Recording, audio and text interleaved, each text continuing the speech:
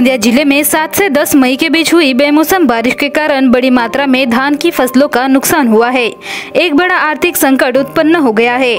बेमौसम बारिश ने गोंदिया विधानसभा क्षेत्र के किसानों को भी प्रभावित किया है और निर्दलीय विधायक विनोद अग्रवाल ने गोंदिया तालुका का दौरा किया और बेमौसम बारिश के कारण हुए नुकसान का निरीक्षण किया।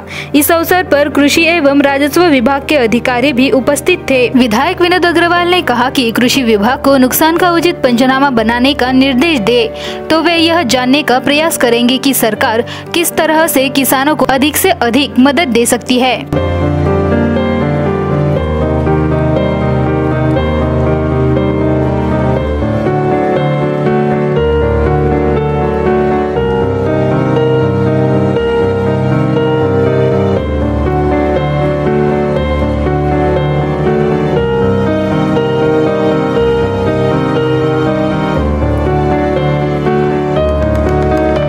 मी काल पूर्ण विधानसभेचा दौरा केला आणि अनेक गावांमध्ये मी स्वतः जाऊन आलो।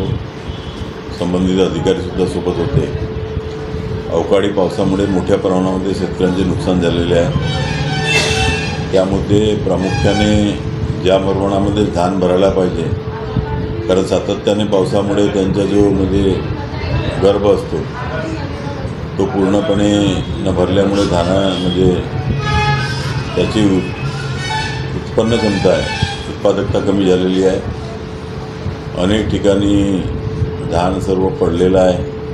धानाचे कडपे सर्व पाण्यामध्ये सापडलेले आहेत आणि अशा प्रकारे मोठ्या प्रमाणामध्ये नुकसान हा शेतकऱ्यांचं झालेलं आहे। आणि म्हणून आपण आपल्या या गोंदिया विधानसभेमध्ये सर्व संबंधितांना तातडीने सर्व पंचनामे झाले पाहिजे आणि सर्व जी यंत्रणा आहे आज जवळपास प्रत्येक गावामध्ये कामाला लागलेली आहे आणि त्यांचा एक अहवाल आल्यानंतर या शेतकऱ्यांना चांगली जास्तीत जास्त मदत कशी करता येईल ते मी आपण निश्चितपणे करणार आहोत।